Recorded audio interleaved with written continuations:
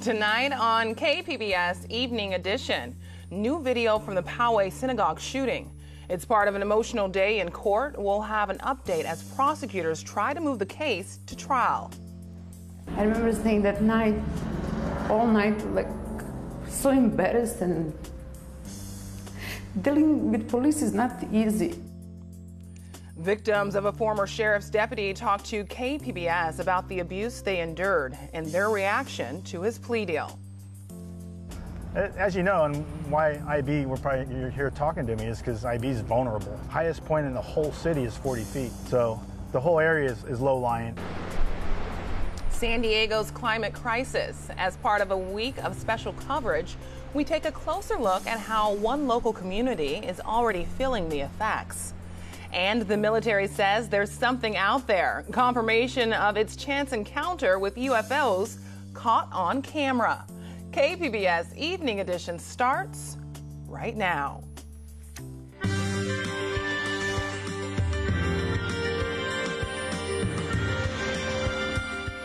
Good evening. It's Thursday, September 19th. Thanks for joining us.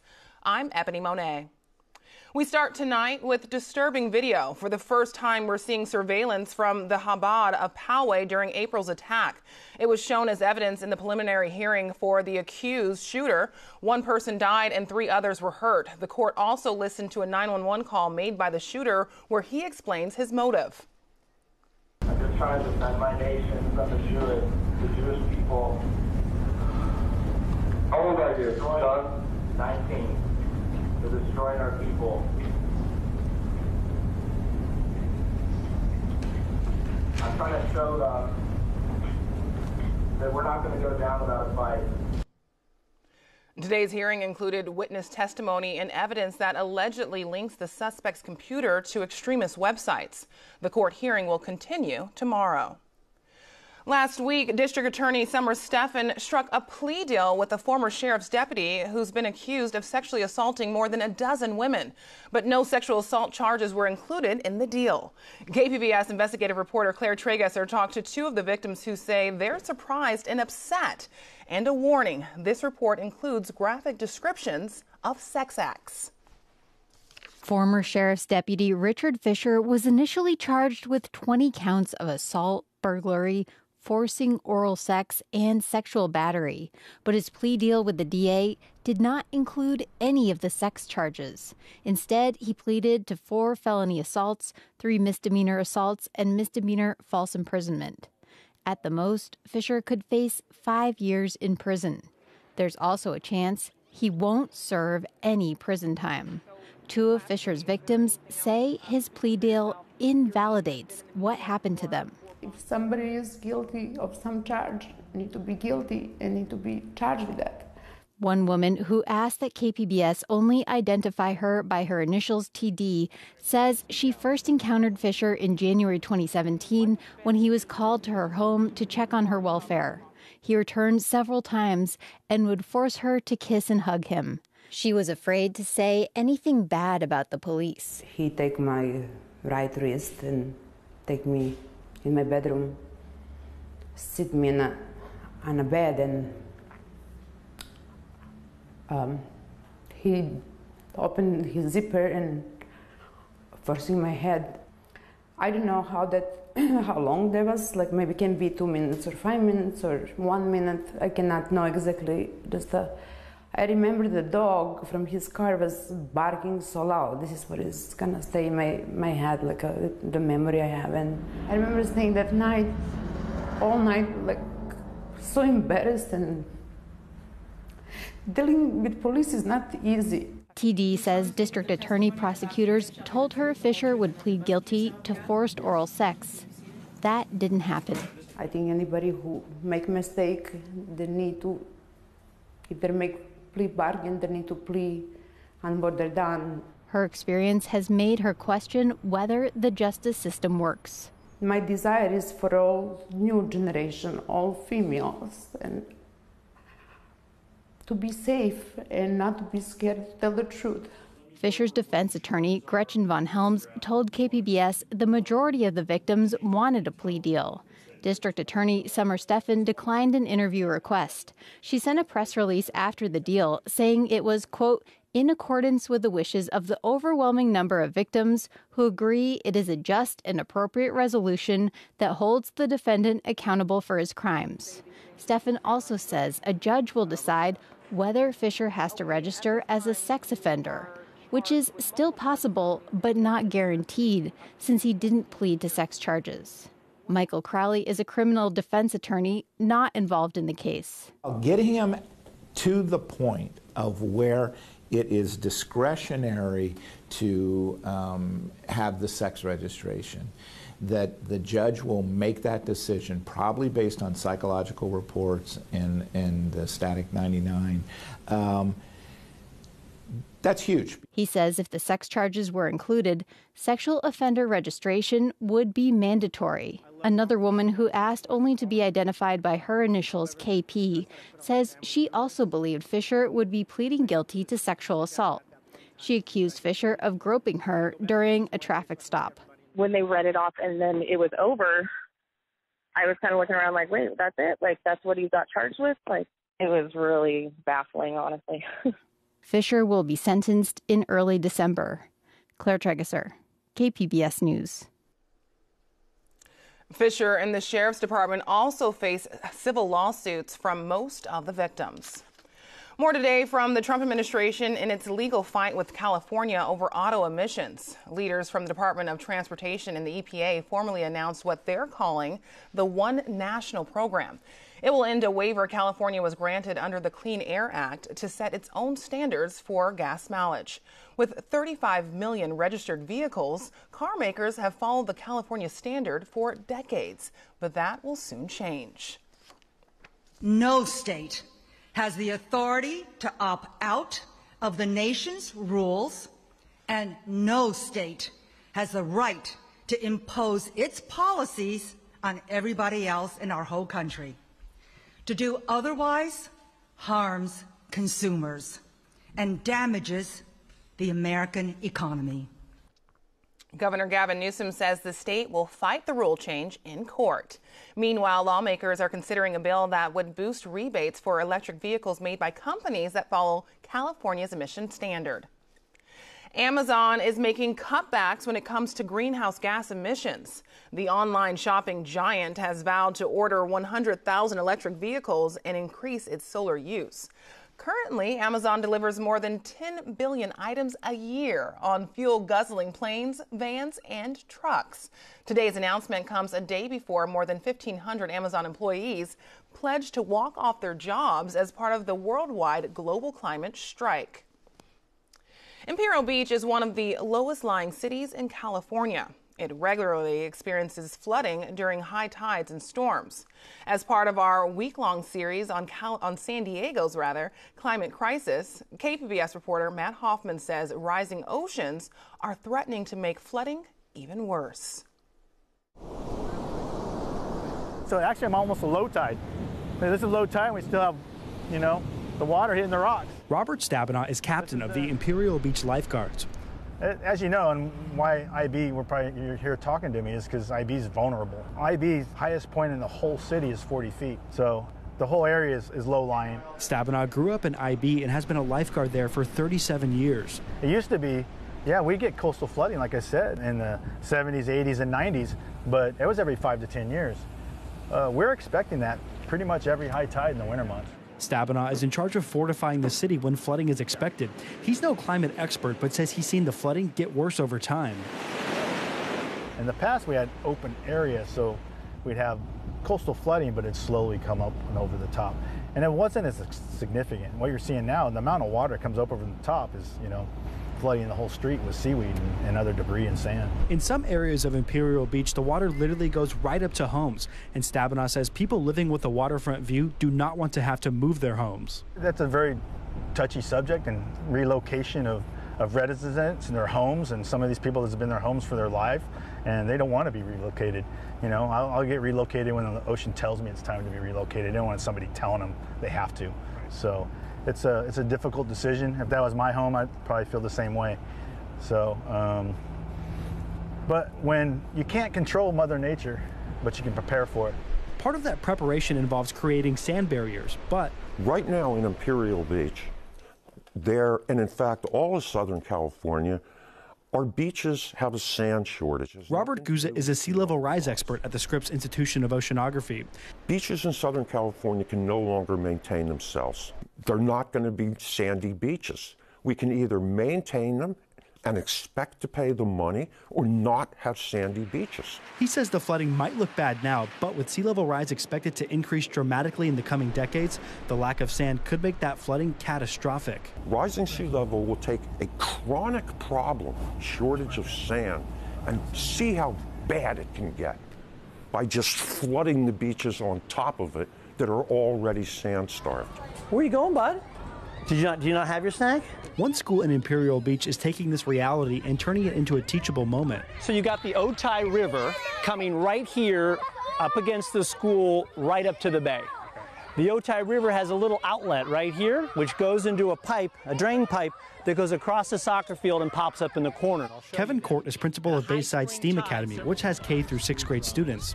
When the San Diego Bay floods, an outlet pipe dumps salt water in a back corner of the school. At a high spring tide several times a year, when the water flows up this way, it bubbles up in the back corner, and you can feel the salt crunch under your feet when you walk on it. The school usually has this area blocked off, but it's been letting 4th and 5th graders near the area to track the overflow. It's just something that's been a part of our school, but when we have a phenomenon like this happening in our backyard, let's learn about it. Let's learn about elevation and contour lines. Back at the water, Stabenow says he's seen the beaches getting smaller. Every year it seems like less and less comes back. Stabenow says in years past the city has paid to dump additional sand on the beaches, but it doesn't stay there for long. That's what's the biggest concern, you know, for me and the lifeguards is no beach. You know, if there's no beach, then there's no people here. You know, people don't come to the beach if there's no beach. Hopefully it doesn't get to that point.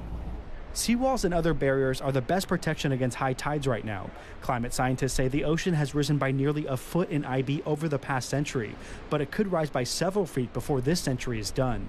Matt Hoffman, KPBS News.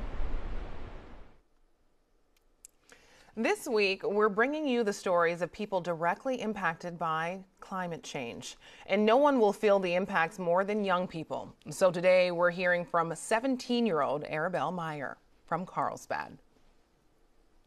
It's not something that just a few people should be thinking about. Like, it should be, education should bring it to the forefront of everyone's minds. And I think that everyone, if they just make small changes in their lives, like the mentality that I think a lot of people have is maybe some people, like if I do something, like say using less plastic, in the long run, it's not going to make a big difference. It's just me. I'm just a single person out of millions.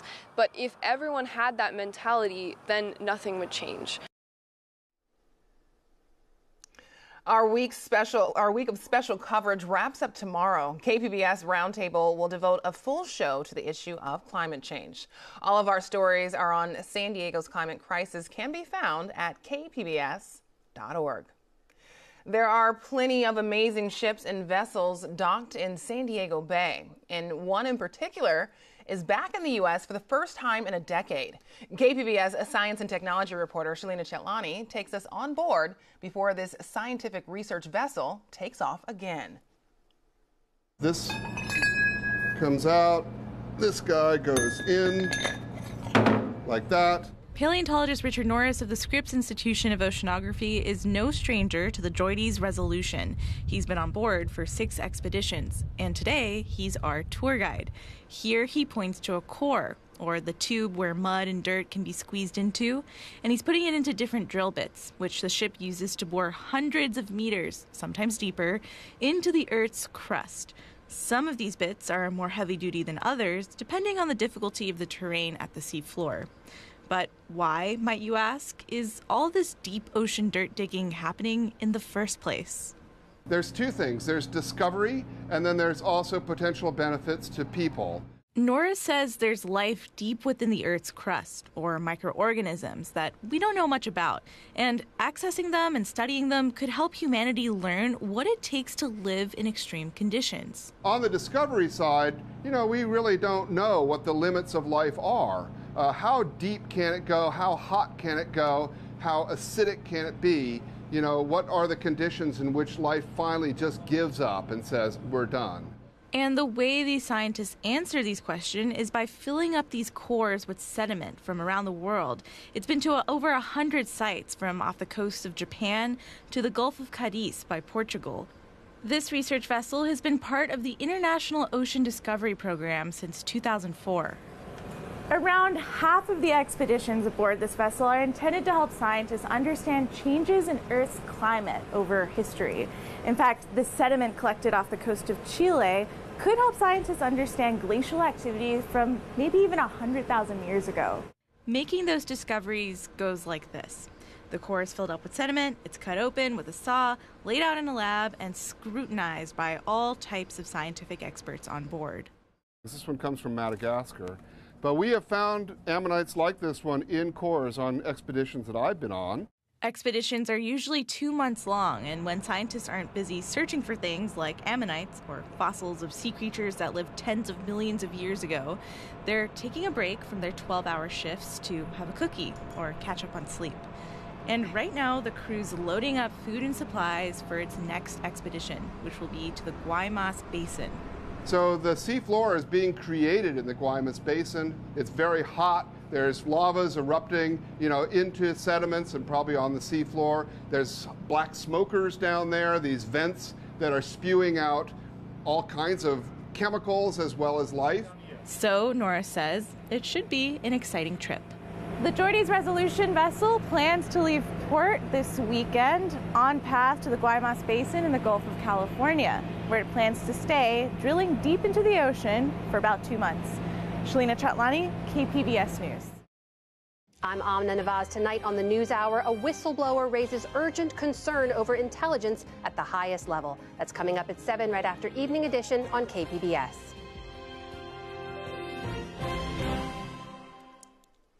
Great news for outdoor enthusiasts in North County. A new trail is in the works for the Strawberry Fields in Carlsbad. The City Council has agreed to spend nearly $700,000 on the project.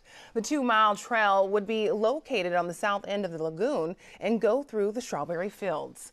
The city will work with SDG&E, which owns the land. Now, whether it's a hike or any other outdoor plans, you can expect warm and sunny weather this weekend. Marvin Gomez has tonight's forecast.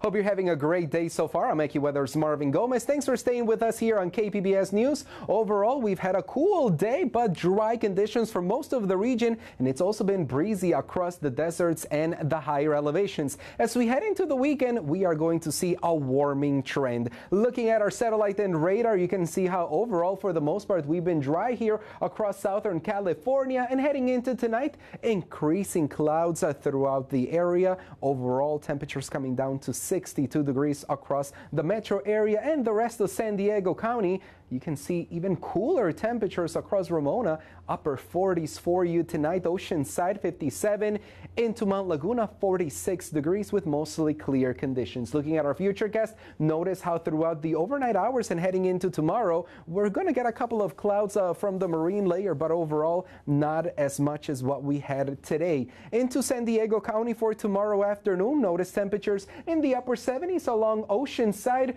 San Diego 76, Chula Vista 75, and we are going to see mid-90s across Borrego Springs with mostly sunny conditions out there. Also into Mount Laguna with a high only at 69 degrees. Here's your AccuWeather 5-day extended forecast along the coast. We are going to see those temperatures rise to the low 80s heading into our Sunday, but another trough is going to be moving across the West Coast, so we're definitely going to see somewhat of a cool down as we get next week started. 79 for our Monday, heading inland, 90s for the weekend, and mid 80s again starting next week with a couple more clouds as well. Even the higher elevations, we are going to see those temperatures for the weekend in the mid to low 70s, and once the trough comes in on Monday, 69 will be the high. As far as the desert is concerned, temperatures are going to be almost getting into the upper 90s for Saturday and Sunday, and then Monday we are going to be in the mid 90s. That is all on my end. Thanks for staying with us here on KPBS News. I'm AccuWeather's Marvin Gomez.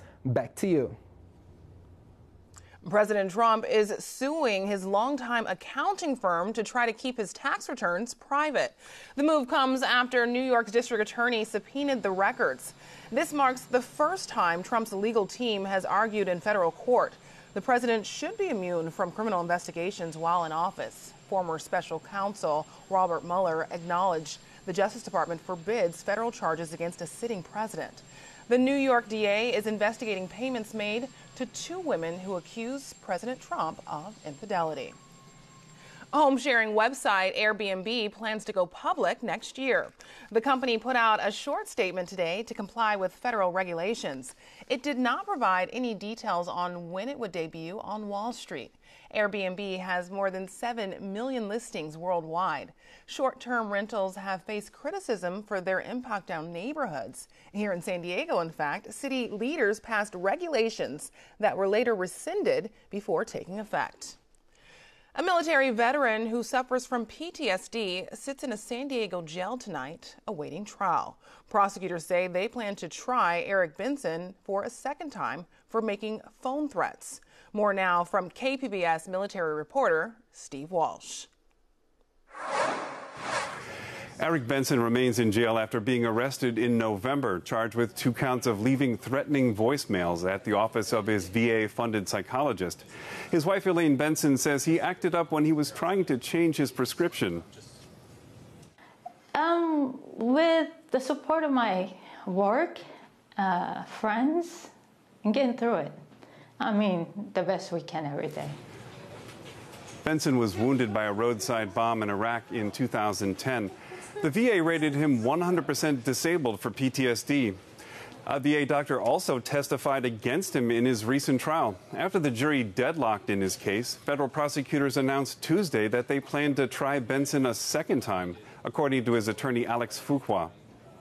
They're really running the show here at this point. There's only so much we can do for Eric, and we are at the mercy of the government. Psychologist Cynthia Boyd has testified in other cases involving vets with PTSD. This is the lowest level case I've ever been retained on. I'm usually retained on returning veterans who commit much more serious crimes up to murder. She believes Benson needs to be released to a treatment program. Federal prosecutors did not comment on the decision to try Benson a second time. A spokesman referred to a judge's order which says Benson remains a threat to himself and others. At the moment, his next trial date is January 6. Steve Walsh, KPBS News. Thanks, Steve. An update on plans to revamp a large piece of military land near the airport. The U.S. Navy and Sandag have signed a formal agreement to potentially redevelop 70 acres. An initial agreement was made this summer. Most of the property includes what used to be known as Spa War.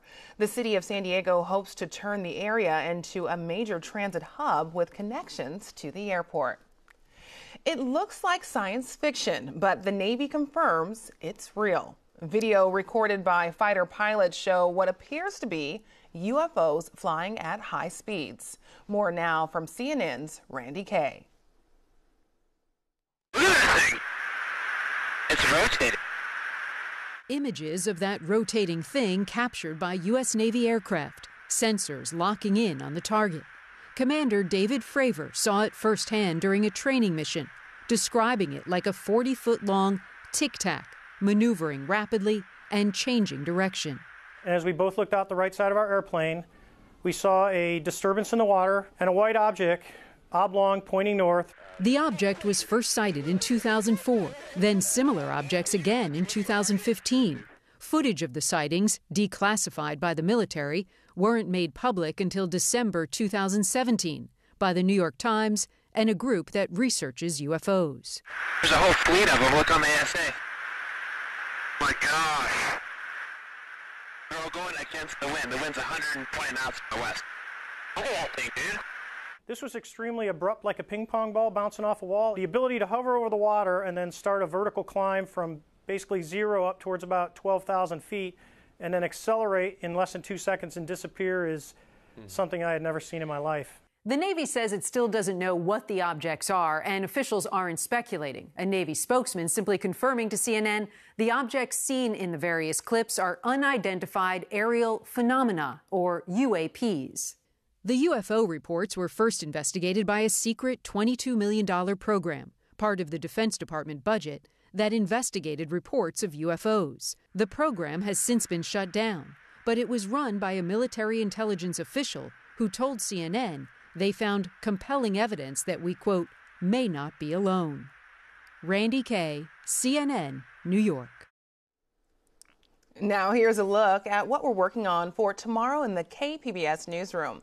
Sci-fi is the latest genre for Hollywood star Brad Pitt. On Morning Edition, KPBS cinema junkie Beth Accomando reviews Ad Astra. And on Roundtable, San Diego's climate crisis, we'll have a discussion with KPBS reporters on this week's special climate change coverage. And you can find tonight's stories on our website, kpbs.org/evening edition. Thanks for joining us. Have a great night.